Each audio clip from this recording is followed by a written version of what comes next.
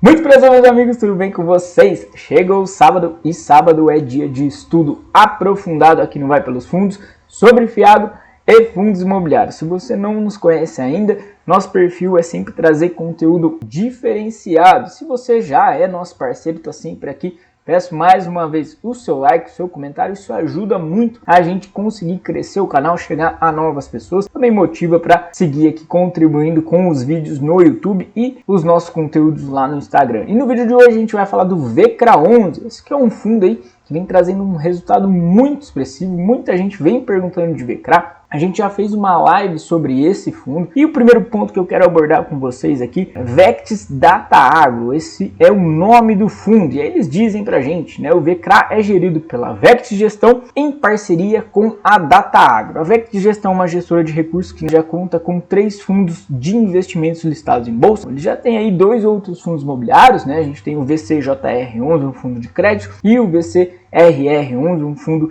de residencial. Inclusive a gente tem uma live agendada para o final desse mês de novembro, então toca o sininho aí para você ser sempre notificado do que está acontecendo aqui no Vai Pelos Fundos. E a Data Agro, a maior consultoria agrícola independente do país, com mais de 40 anos de existência. Então a gente já percebe aqui que eles uniram, né, o know-how do crédito da Vectis Gestão com o know-how do agronegócio, o know-how de fato com o pé no barro da Data Agro. Então já é um ponto interessante para você levar em consideração quando estiver avaliando aí o VCRA11. Patrimônio líquido do fundo hoje 201 bilhões de reais. E aqui o primeiro ponto, já que a gente sai desse relatório gerencial, né? Eles estão aí com a segunda emissão de cotas em andamento. É uma oferta 400, preço total da oferta aí de R$ 103,75, agrupando aí R$ 2,13 de taxa de distribuição, que deu um percentual aí de 2,05%. Então, percentual até que baixo. Foi uma oferta 400, né? A gente viu fundos aí vindo com 3, 3,5%, 4%. Às vezes até numa oferta 476 com valores mais elevados que isso. Proporção aí de 203%. Database é 11 do 11, então já foi aí quem já tinha cotas, já tinha o direito a participar da emissão. E o direito de preferência iniciando então no dia 16 do 11 e encerrando lá em 29 do 11. Então fique esperto aí se você tem direito de preferência para poder adquirir essas cotas na emissão. Volume buscado chama muito atenção, um volume muito grande, 415 milhões de reais. Se conseguir esse total e for para o lote adicional de 20%, o fundo chega aí ao montante de 498 milhões de reais. Então realmente é um montante muito expressivo. Se conseguir já a captação, né, de 415 milhões de reais, já passa de 600 milhões de reais. Ponto importante dessa oferta, ela veio junto com a oferta do KNCA11, visando lá 510 milhões de reais, mais uma oferta gigante. E esses dois fundos aí podem até brigar pelos mesmos bolsos, né? Especialmente dentro da base Itaú. A gente sabe que a Vectis e a Quineia são aí integrantes do Itaú. Vou falar um pouquinho mais disso lá no resumo final, ok? Se você não sabe ainda, a gente tem sempre no final um resuminho do que foi falado sobre o fundo, alguns insights importantes, então fica até o final que vale a pena. Último dividendo aí, R$ 1,50 por cota, né? Um rendimento muito relevante. O último resultado foi de 1,48, esse mês um pouquinho mais, por quê? Porque esse fundo é praticamente todo voltado aí para CDI, acabou de entrar uma operação de PCA e faz diferença o número de dias no mês para você ter a rentabilização do recurso. Então, no mês passado teve ali menos dias, por isso 1,48 cota, e no mês de outubro um pouquinho mais, então 1,50. PVP, a gente vê a cota patrimonial em R$ 102,38 para uma cota de mercado em R$ 106,40, está variando um pouquinho, mas o fundo segue aí em 1,03, 1,04, às vezes esticando um pouquinho mais, como a maioria dos FIAGRO, trabalhando com ágio. Número de cotistas hoje aí de 1.980, então um número bastante baixo, mas essa oferta pode ajudar nesse sentido. Passando aí para a parte do gestor falando com a gente, o fundo está totalmente alocado e todas as operações do fundo adimplentes. Até teve um burburinho sobre alguma operação aqui no VCRA11 que poderia estar dando problema, mas eles dizem aí que está tudo ok, que está tudo sendo pago normalmente. No final do mês de outubro, com o objetivo de antecipar a alocação de recursos e diminuir eventual diluição de proventos para o cotista, em período de investimentos, o fundo realizou 30 milhões em uma operação compromissada reversa. Então aqui já é um dado relevante, né? De repente você está lendo o relatório e não entende muito bem. Eles fizeram aqui uma compromissada, que é aquilo que a gente fala de alavancagem em fundo de papel, emprestaram, né, um recurso aí para fazer já uma alocação em 30 milhões de reais. Já pensando no recurso que vai entrar nessa nova oferta, 30 milhões é praticamente nada. Os referidos recursos foram integralmente alocados na primeira série do CRA Solifintech, que possui remuneração de IPCA mais 10,6%, equivalente na data de precificação numa NTNB 24 mais 4,2% aí de spread. Solifintech é uma empresa líder em tecnologia que viabiliza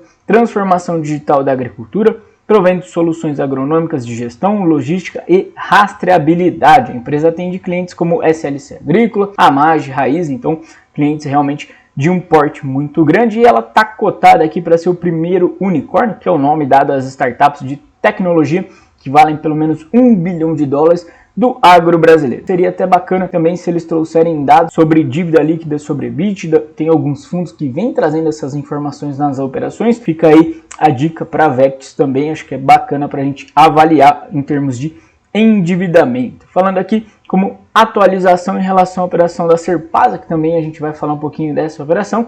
Usina de etanol localizada no estado da Bahia, a empresa continua avançando na obtenção da aprovação da ANP, principal ponto pendente a operação em tempo integral da usina. Então tem aí essa questãozinha para se resolver lá no CRA, na verdade aqui é um CRI, tá? Não é um CRA, no CRI, voltado para a Serpasa. Passando agora pelo panorama geral do agronegócio, sempre gosto, né, de passar aqui por esses pontos no relatório gerencial, mas não vou ler com vocês, não faz sentido. Se você se interessar, vai lá dar uma lidinha. Olhando agora a carteira de ativos, a gente vê que o resumo, né, em termos de taxa, é um yield médio na curva de 5,8%, uma taxa muito agressiva.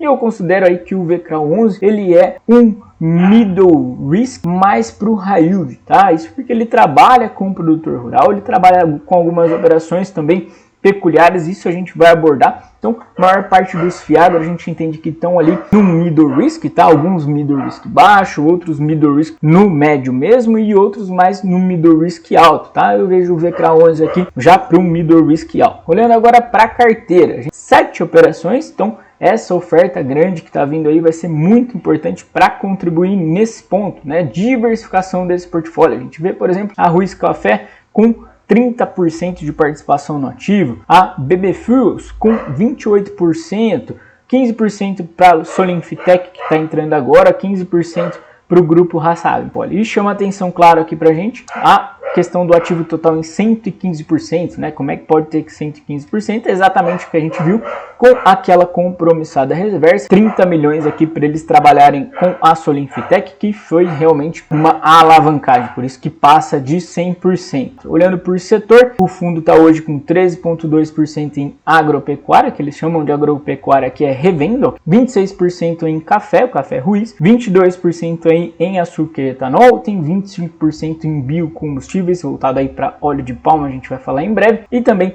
13,3% agora, né, que entrou na operação da Solifintech, ok? Passando agora pelas operações que estão no fundo, acho que vale a pena a gente passar brevemente por elas, já que não são muitas, né? A primeira delas, CRA Bivap, né, é questão aí de açúcar e álcool. Então, uma usina que se destaca aí por possuir 100% da área mecanizada e irrigada, se destacando por um elevado índice de produtividade. E aí, em termos de garantias, a gente vê que não tem, né, a questão da terra, né? Tem cessão fiduciária de direitos creditórios, tem fundo de reserva, tem aval da holding. Esse é um ponto normal, né, nos FIAGRO. Poucas operações acabam tendo garantia real. Na sequência, a gente vê o CRA Ruiz Cafés, que é o mais representativo no portfólio, e a gestão fala pra gente aqui, a operação originada e estruturada exclusivamente pela Vectis e pela DataAgro, tem o prazo aí de 10 anos e remuneração de CDI mais 4,5. O Grupo Ruiz é um dos maiores produtores de café do país, com mais de 90 anos e 5 mil hectares plantados. Aqui, como é questão de produtor rural,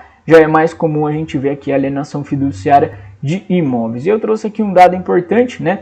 No último relatório lido pela gestão no YouTube, eles falam, né? A gestão trouxe informação de que desistiram da safra de 2022 dentro do ciclo bienal do café em razão de geadas, né? Do frio forte também que aconteceu. E então eles decidiram descansar os pés de café para a safra 23, tá? Então isso é um ponto importante. Os pés de café aí da Ruiz Café não estão produzindo agora nessa safra 23, né? Então vai ter que utilizar recurso de outras fontes para pagar aí o CRA. Na sequência, o CRA BB Fuels, e aqui se trata de biocombustível, né? Eu até trago aqui a primeira usina híbrida de óleo vegetal de palma e biomassa, operação originada e estruturada também de forma exclusiva pela Vectis e pela Datagro, tem prazo de 7 anos, remuneração de CDI mais 8%. Os recursos são destinados para a finalização da construção de uma usina termoelétrica São João da Baliza, localizada em Roraima. Então eles fazem a utilização desse óleo de palma, é um tipo de operação diferente, né? Chama a atenção aí. Criserpasa, como a gente falou, também voltado aí para usina sucroenergética, é aquela operação que falta ainda, né? Aquela questão lá da ANP para poder estar produzindo normalmente. O CRI tem prazo de 5 anos e remuneração de CDI mais 6. Os recursos serão destinados para a implantação do sistema de irrigação em uma das fazendas da companhia. Na sequência, o CRA Grupo Raça Agro, eles chamam aqui setor agropecuária, na verdade aqui é uma empresa, né, de revenda. Essa empresa está em outros Fiagro, ok?